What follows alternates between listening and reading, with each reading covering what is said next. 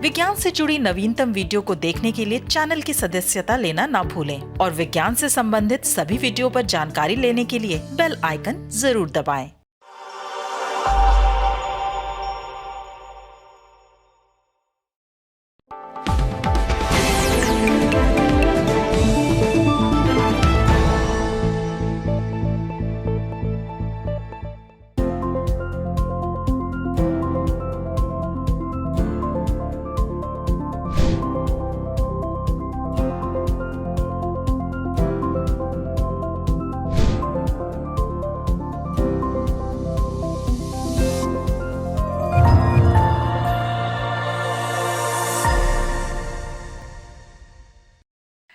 नमस्कार, वैज्ञानिक चेतना से लैस अनुसंधानिका में आप सभी का स्वागत है। मैं हूं आपके साथ अंजलि चौहान और अनुसंधानिका के इस अंक में देखिएगा, पनडुब्बियां 2 सप्ताह तक पानी के भीतर रहने में होंगी सक्षम।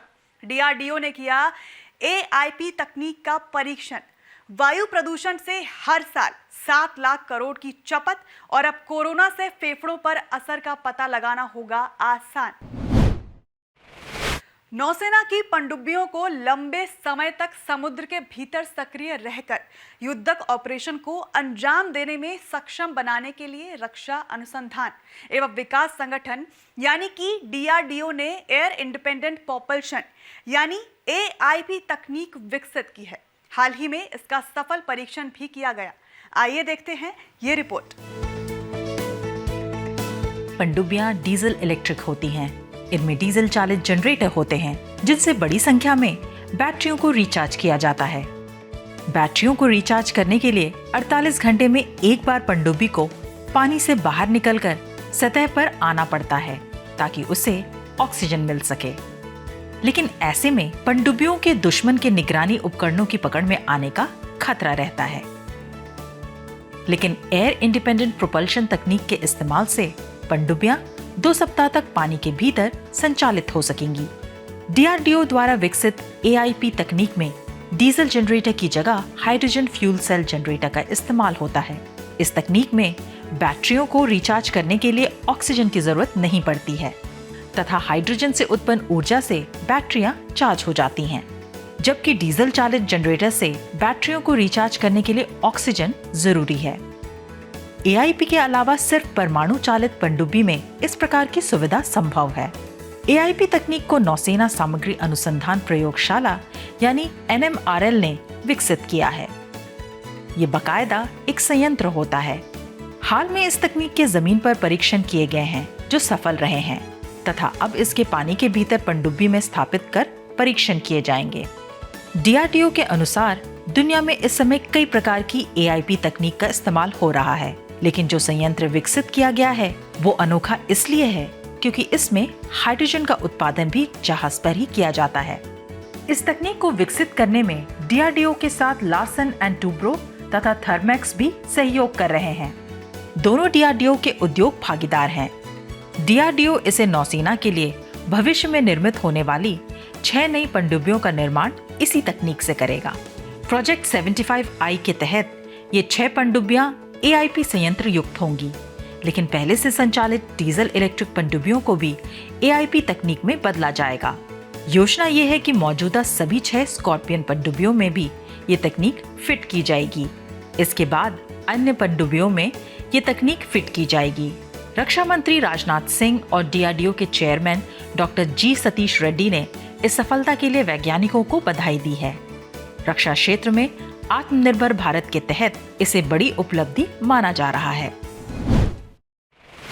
डलबर्ग एडवाइजर्स, क्लीन एयर फंड और भारतीय उद्योग परिसंघ यानी कि CII के एक अध्ययन में ये बात सामने आई है कि वायु प्रदूषण की वजह से देश को हर साल करीब 7 लाख करोड़ यानी कि करीब 95 अरब डॉलर की क्षति होने का अनुमान है।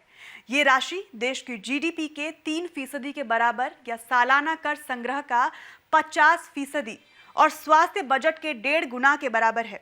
आइए देखते हैं ये रिपोर्ट।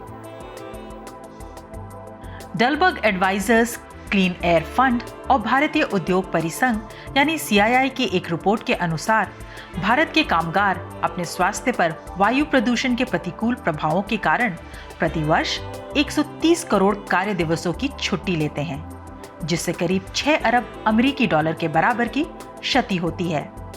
वायु प्रदूषण का श्रमिकों के मस्तिष्क और शरीर पर गहरा प्रभाव पड़ता है, जिससे उनकी उत्पादकता कम हो जाती है और जिससे करीब 24 अरब डॉलर की हानि होती है।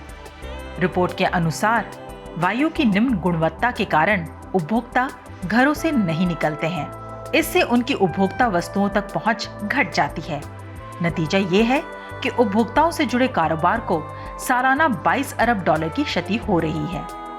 रिपोर्ट में कहा गया है कि 2019 में भारत में वायु प्रदूषण और इससे उत्पन्न बीमारियों से 17 लाख लोगों की अकाल मृत्यु हुई, जो कि उस वर्ष भारत में हुई सभी मौतों का 18% थी।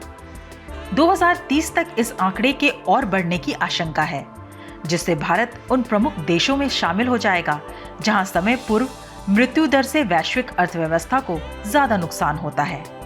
आर्थिक रूप से देखें तो कार्य दिवसों के नुकसान के कारण 2019 में भारतीय अर्थव्यवस्था को 44 अरब अमेरिकी डॉलर का नुकसान हुआ है। भारत का आईटी क्षेत्र, जो देश के जीडीपी में 9% का योगदान देता है और विदेशी निवेश आकर्षित करने का अहम क्षेत्र है, प्रदूषण के कारण उसकी भी उत्पादकता घट रही है। इससे उसे प्रतिवर्ष 1.3 अरब डॉलर का नुकसान उठाना पड़ता है। यदि वर्तमान में अनुमानित दरों पर वायु प्रदूषण में वृद्धि जारी रहती है तो ये आंकड़ा 2030 तक लगभग दोगुना हो सकता है। बता दें कि भारत एक दशक में दुनिया का 5वां सबसे प्रदूषित देश बन गया है और दुनिया के 30 सबसे प्रदूषित शहरों में से 21 भारत में हैं। कोरोना संक्रमण फेफड़ों की कोशिकाओं में हजारों जैव रासायनिक क्रियाओं को प्रभावित करता है। मरीज के ठीक हो जाने के बाद भी फेफड़ों पर इसका प्रभाव देखा गया है, लेकिन मौजूदा चिकित्सा तकनीकों के जरिए इन बदलावों का आकलन नहीं हो पाता है, जिससे रोगी के लिए खतरा पैदा हो सकता है। भारतीय प्रौद्योगिकी संस्थान यानी कि IIT खड़गपुर के शोधार्थियों ने कोरोना संक्रमण के बाद फेफड़े की कोशिकाओं में जैव रासायनिक प्रतिक्रिया की दर में होने वाले बदलावों का अनुमान लगाने के लिए एक प्रारूप यानी कि एक मॉडल विकसित किया है। आइए देखते हैं ये रिपोर्ट। IIT खड़गपुर के शोधार्थियों द्वारा विकसित मॉडल वायरस से फैलने वाली महामारी से निपटने के लिए बेहतर उपचार पद्धति विकसित करने में मदद करेगा।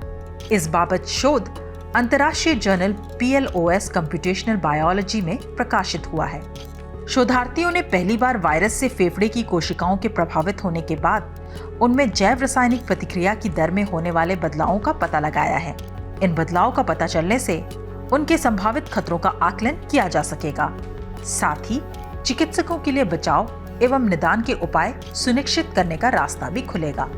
School of energy and engineering के सहायक प्राध्यापक डॉक्टर अमित घोष ने कहा, अपनी पद्धति का उपयोग कर हमने कोविड-19 संक्रमण के मामले में रोगग्रस्त और सामान्य जैव रासायनिक स्थिति का अवलोकन किया है। शोधार्थी पीयूष नंदा, जो अभी हार्वर्ड यूनिवर्सिटी में स्नातक के छात्र हैं तथा इस अध्ययन से जुड़े हैं, ने कहा कि अध्ययन में हमने इसको मापा कि संक्रमण ठीक होने के बाद भी किस तरह से हजारों की संख्या में या कहीं अधिक जटिल रासायनिक प्रतिक्रियाएं बदलती हैं जब जैविक कोशिकाओं में कोरोना वायरस जैसा बिन बुलाया मेहमान घुसपैठ करता है। नंदा ने कहा कि अध्ययन से कोरोना संक्रमण के फेफड़ों पर पड़ने वाले प्रभावों को समझने तथा उसका प्रभावी उपचार तलाश करने में मदद मिलेगी। दरअसल कोरोना की दूसरी लहर में ये देखा गया है कि वायरस का संक्रमण फेफड़ों को ज्यादा प्रभावित कर रहा है, जिसके चलते मरीजों में सांस लेने की दिक्कत बढ़ी है। अनुसंधानिका के आज के कार्यक्रम में बस इतना ही। आप सभी से अनुमति लेने से पहले एक विनम्र अनुरोध। विज्ञान, प्रौद्योगिकी, आविष्कार और नवाचार जगत के विश्वसनीय कार्यक्रमों को देखने के लिए अपने मोबाइल पर इंडिया साइंस ऐप अवश्य डाउनलोड करें। और एक बात और, देश का अपना विज्ञान चैनल इंडिया साइंस टीवी अब फेसबुक, ट्विटर, यूट्यूब, लिंक्डइन और इंस्टाग्राम पर भी उपलब्ध है। हमारे कार्यक्रमों के बारे में आप अपने फीडबैक एवं सुझाव हमें ईमेल भी कर सकते हैं। हमारा ईमेल पता feedback@indiascience.in। अगले सप्ताह एक बार फिर आपके साथ मुलाकात होगी अनुसंधानिका के एक रोचक अंक के साथ। तब तक के लिए अपना ख्याल रखिए और हमें दीजिए इजाजत। नमस्कार।